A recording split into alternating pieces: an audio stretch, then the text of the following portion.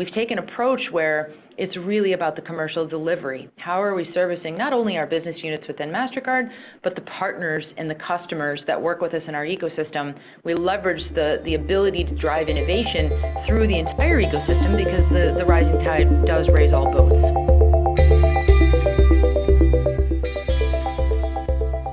Hello and welcome to the Early Career Women Collective podcast. This season, we're talking about what it means to be an entrepreneur, how to lead change and innovation from within an existing organization, along with the added challenges and opportunities that come from being a woman in your first 10 to 15 years of your career. This episode is sponsored by Girls Leading Girls. Girls Leading Girls is the first ever all-girls soccer organization with all women coaches. Started in 2014 to serve all girls, it is a San Francisco-based nonprofit organization that inspires young women to grow through sports while learning the value of discipline, teamwork, effort, and leadership. Their coaching philosophy is centered on teaching life skills, keeping girls in the game, and building up their confidence on and off the field so that they become leaders in their communities. What I love about their coaching philosophy is that they're not win-at-all-cost coaches. Instead, they believe it's important to understand life lessons and to learn from their mistakes in a safe and open environment. It's easy to say we should learn from failure, but Girls Leading Girls is an organization that is actually walking the talk. For more information about Girls Leading Girls, check out their website at www.girlsleadinggirls.org. When people think of creative, innovative thinkers, they often envision and celebrate entrepreneurs. Yet those who work for an existing organization have many of the same abilities as those startup rock stars our society seeks to emulate. Like entrepreneurs who embrace innovative challenges as they develop and manage their business venture, intrapreneurs are similarly both passionate and risk tolerant, leveraging qualities like empathy, creativity, critical thinking, and collaboration to transform their organizations. While their approaches mirror one another, the difference is that entrepreneurs focus on evolving their organizations from the inside out. They start with a specific challenge within their area of expertise and initiate a chain reaction of change across functions to create opportunity. Today's guest, Deborah Barda, has all of these traits in spades. As Senior Vice President of Innovation and Startup Engagement at MasterCard, Deborah has led some of the most fascinating initiatives in her company, including StartPath and MasterCard Labs. She shares her journey to entrepreneurship and how you too can hone your ability to lead change and unlock human innovation potential inside our most influential institutions. Deborah, welcome to the podcast. So glad you're here with us today. We'll be talking about several of the programs you've initiated at MasterCard, but before that, let's take a step back in time and revisit just how you got where you are today and what really first attracted you to this whole idea of entrepreneurship. As early as you can remember, were there any early signs or hints that you would someday become an entrepreneur? I'm chuckling as you're saying this question to me, thinking, first of all, is there a leather couch and some incense where I can go in the way back machine? and because these things are probably easier to spot in hindsight than they are in the moment. And especially in my childhood, this word entrepreneurship didn't even exist. Mm-hmm. So when I look back at the childhood scenario, for me, thinking about the vulnerability to look at things from a fresh perspective is paramount. And I think that growing up in an environment where I had strong female leadership that helped me to strive for excellence, which in turn makes me think about how can we make things better, has always been at the forefront. So if you think, my mother is a full-time private piano teacher, and she was doing that before I was born, and she is still teaching full-time.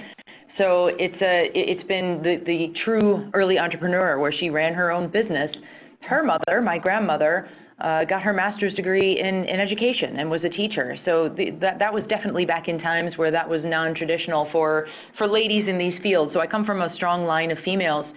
And early on, having, taking piano lessons from when I was teeny tiny with my first recital at the age of 3, I became a private lessons instructor for alto saxophone and clarinet lessons in my middle school years. And so I ran my own business for 10 or 15 years throughout college as well. And it was really the opportunity to start seeing how you could impact the world, how you could impact people, how you could change things by just simply putting yourself out there. And so I very much enjoy the teaching element, which I think has really relayed itself into the career choices I've made as well, being, mentoring or teaching. Those types of probably little trends all lead up to a bigger picture. Oh, I love that. Like you, I didn't know about the word until much later in life, but I definitely see a strong line of females in my own life who were teachers.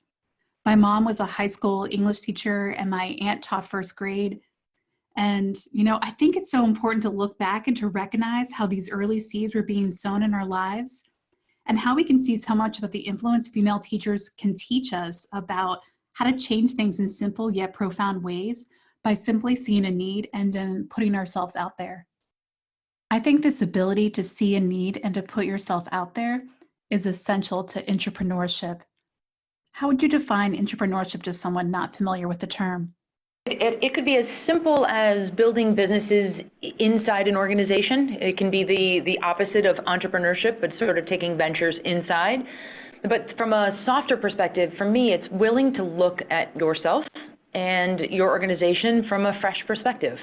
So how do you pull yourself out of the zone of taking a task from your manager and doing your job day in, day out, and really looking at things like a change agent, challenging the status quo, thinking about things a little bit differently, and willing to action them.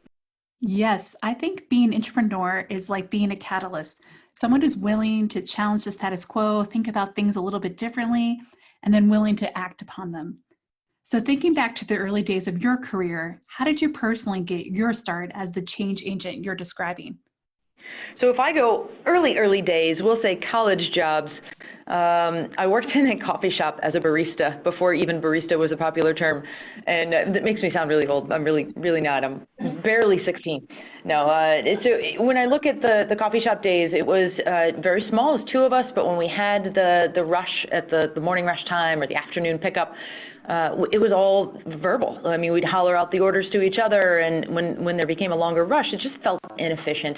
So if you look at this as an entrepreneurial sort of approach, I automated the system, and now what you see at every major coffee chain around the world is writing on the cups and making it a nice seamless experience. I pioneered that back in the day, and darn it if I didn't patent it. But that was one way to make the operations more efficient. So for me, it's not a forced desire to look at things. Let's take pick this apart and see how we can make it better. It's just if there's a pain point, I have a natural sort of inkling to want to see what I can do with it. I love that you saw that in your job as a barista.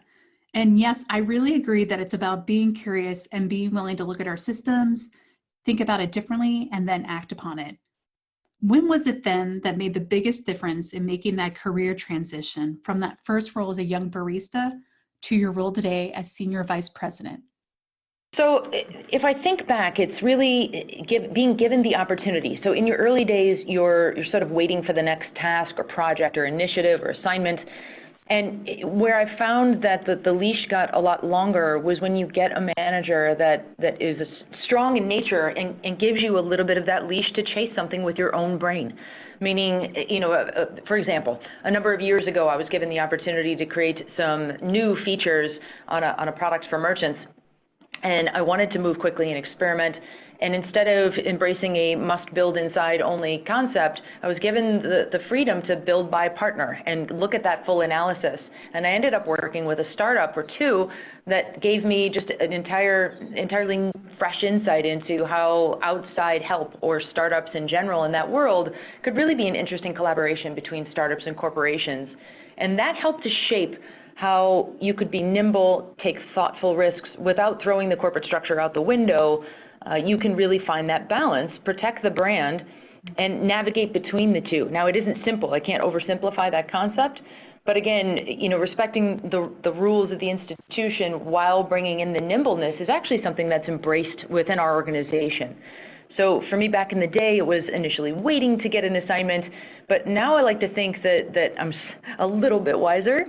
And you can't look at a new initiative and ask the org for a giant end state vision up front. You have to look at how to bite-size experiments with KPIs and metrics that you can prove the credibility of the new initiative, whether it's partnering with a startup or building a startup internally, and that gives you some of that credibility that you can build within the organization and take a very clear, factual, non-emotional view of the work that you're focused on, and be ready to terminate that work with learnings or pivot very quickly and be adaptable as you start to take those learnings on board. So I think you can find your balance within the more corporate environment to be quite nimble and agile.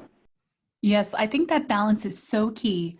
Respecting the rules of the institution while bringing in the nimbleness that's actually something that's embraced within organizations. What are some of the other key qualities that you see in entrepreneurs?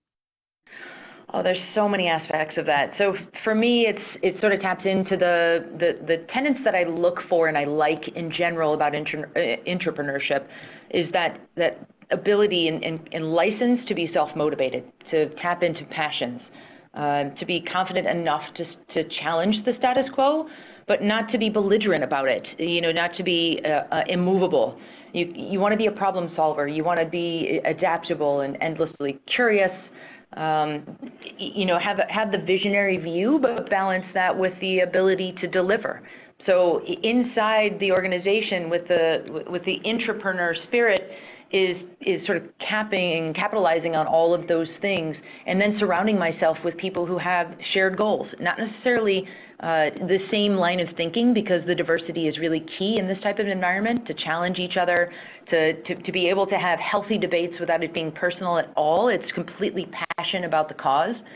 And then being able to, find other like-minded people like that within the core organization that are looking to be nimble also within their roles, and they can help advance the cause and you can help their world. It just becomes a very rewarding environment to be in when you're allowed to sort of flex those muscles. It definitely seems that MasterCard has provided a rewarding environment for you where you've been able to flex those muscles. We've already mentioned a couple projects you've been involved with. Is there one in particular that you reflect on with a sense of pride? Sure. I have actually, there's a lot of those examples within this organization in particular, just because I've been given a lot of creative license to take some very tangible pain points and opportunities and work with creative minds to bring them to life. And not just creative, because that sounds like it's missing the execution side, but really the execution and delivery focus is key to gain the rights to do the next engagement. So an example for me is when I was tapped to build MasterCard's first startup inside the organization, inside MasterCard Labs. And we assembled just a handful of people with a very grand vision, as we call it, our North Star. And yet the key is to bite off small experiments with very tight metrics, with very tight deadlines that are yet realistic enough to prove that you're onto something, that gives you the grace and the credibility to take the next experiment and maybe ask for another resource, whether that's budget or FTEs or humans, to help with that next advancement. It's the incremental wins along the way that can lead you to that North Star. But again, rallying with a team of people that are all passionate about the mission is super rewarding. Wonderful. And we ultimately launched that live and moved it into the core business, and it's alive and scaled across the countries in the world today. Oh, that's fantastic. And I love this idea too of being led to your North Star. It's such great imagery for setting a clear path. And I also think it's so important that you've been able to not only build, but scale with that continuous process of experimentation and with like-minded people that truly share the vision. But I have to imagine there's also a lot of challenges with an innovator like yourself. Do you have any examples of this you'd be willing to share? Lots of examples, because the challenges are really all of the energy also has to be tempered with the realism that the risks you may think you want to take, the organization may just not be ready for that. And so when, if you think that you're going to go to your organization, you have a grand idea, everyone believes in the vision, but yet you think you need to hire 15 people to do the end state, and it may take a couple of years for you to prove value, that's probably going to be a tough sell. So the challenge is finding that balance between creating what I call the tidal wave of commercial demand with as scrappy a group of folks as possible and minimal investment to prove that you can take this to the next step. Again, back to the grace and credibility to take that next step, leveraging company resources. The way we look at it is, if this was your bonus money, would you invest it in that way? Would you invest it in hiring another person? Would you invest it in that piece of functionality? And that really puts a different lens on how you approach, big corporate money investing in a project. You're not begging for a piece of it. Rather, you're putting your stake out there to say, if that was your money, would you spend the company's money this way because you're an active part of contributing to the success or failure of the overall organization? So the biggest challenge that isn't a one and done, it's an ongoing challenge, is striking that balance between creating enough of the demand and the interest and proving those key initial experimental metrics so that you can do further investments and further experiments. Yes, I think that's such a vital point, that it's all about this ongoing challenge of finding that balance. In that way, too, it reminds me of, building an entrepreneurial culture is top down as well as bottom up. So what advice would you give to leaders or HR managers on how to recruit and identify entrepreneurs? That's a great question, because that's not a secret sauce. What I'm very grateful to have is an evolved HR organization that looks at the skills of the future. And essentially, we take a formal process where we look at what does it take to win as a culture as the world is evolving, technology is evolving, consumer behaviors are evolving, and corporations also need to account for the changing world. So when I'm specifically looking at corporations and recruiting for roles for my world, I'm looking at how can I find the right expertise that may or may not be within this industry. I'm looking for skill sets that can show the adaptability, the nimbleness, and some of the soft skills that I've mentioned around how do we create these ideas together, learn very quickly, and adapt. And those may be sourcing from non-traditional sourcing partners. So when we look at other avenues, sometimes I can propose some of the companies we should look at, but what we're seeing is much more of our recruiting is focused on finding those skills in the unique places that will contribute and augment and bring a different color of diversity to the mix that we currently have. And I think that keeps us fresh and on our toes. When it comes to top down, you are spot on. So we are incredibly fortunate to have a CEO that is dedicated to innovation.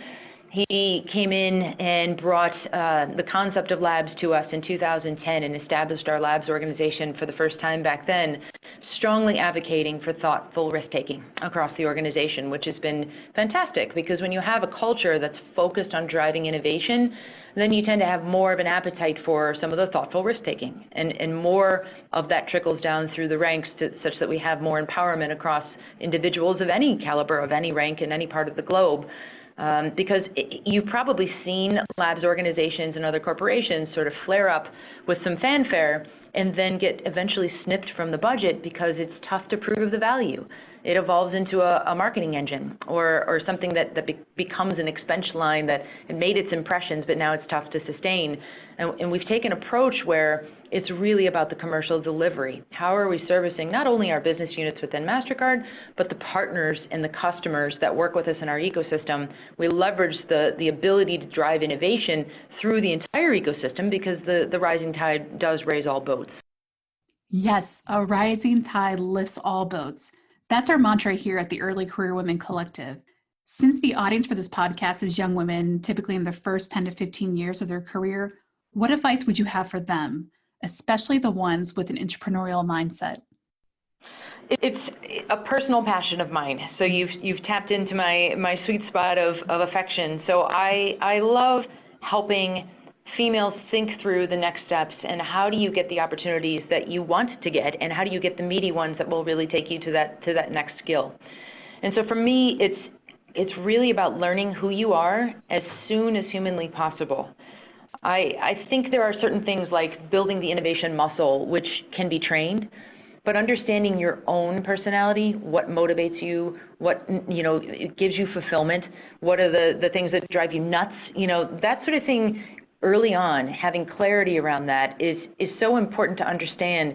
Are you the kind of person that strives to deliver and you want to accomplish things? Do you want to see the end to end? Do you thrive in ambiguity, which is critical in these types of roles?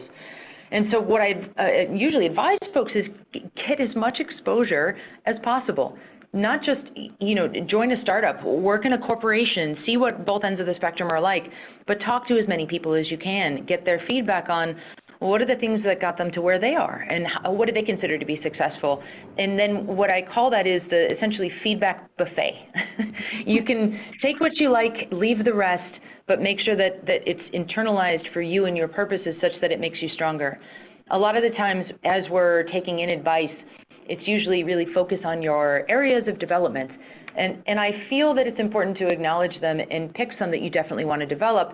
But more critically for me is to figure out what your strengths are and double down on those, because those will be your differentiators going forward. That's what's going to make you uniquely you, and that's how you bring something differentiated to the table.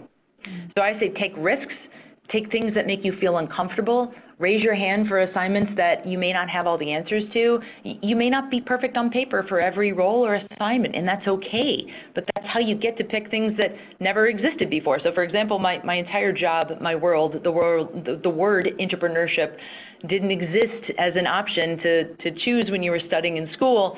And now here I am, and I love the roles. And it's because I've had the opportunity, and it's been a mix of raising my hand, but also some opportunity and some luck at the same time with some advocates that can help send things your way.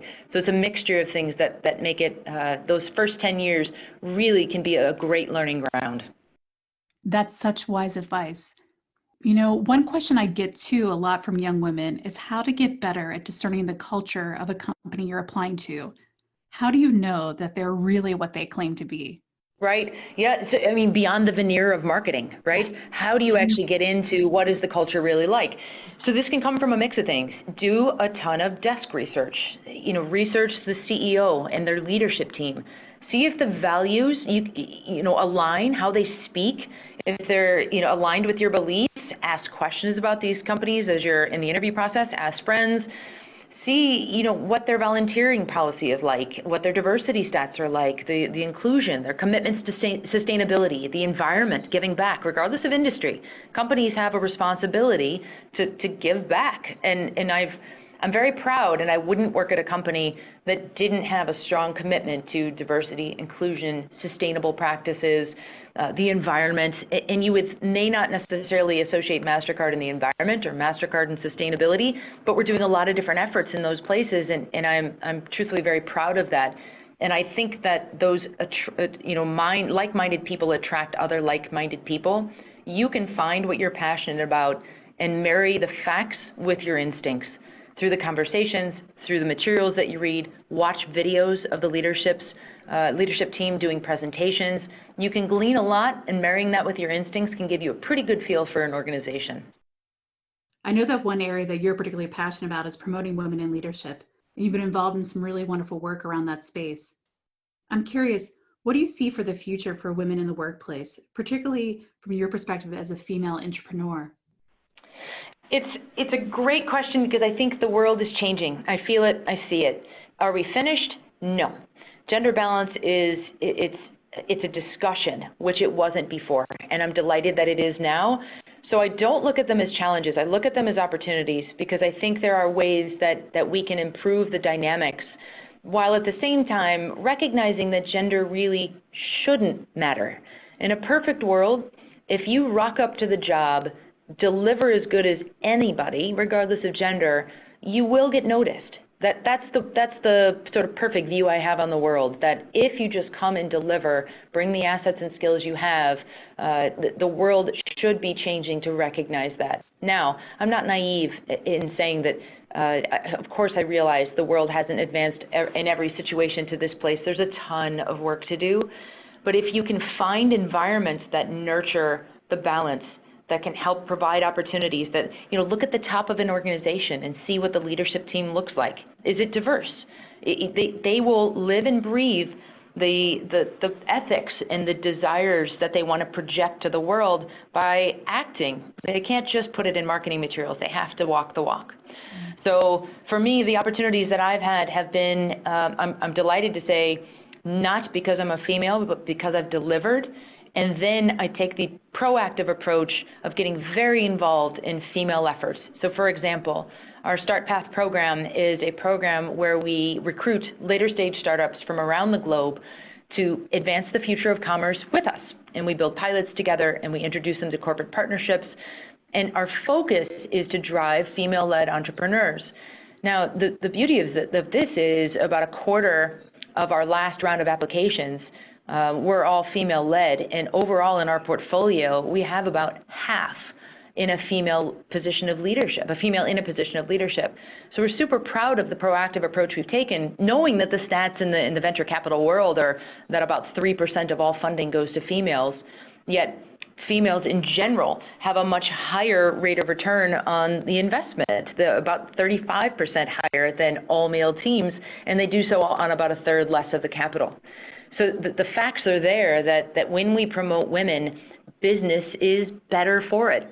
So I think the facts are coming to light, the examples are coming to light, and I think corporations are getting a little wiser to how they approach it. And again, proud to work in an organization like MasterCard that does promote that diversity and gives me a myriad of female leadership positions to not only strive as role models, but also to have as friends and colleagues in the world. So it's been a wonderful experience from that perspective. It's been lovely to talk with you today. Do you have any closing thoughts to share with our audience of early career women?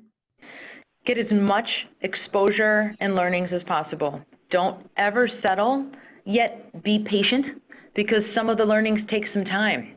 And if you have a personality that sort of gravitates toward the entrepreneurial spirit, you may also have a desire for more immediate gratification, which can be really tough in any environment, either a startup or a corporate.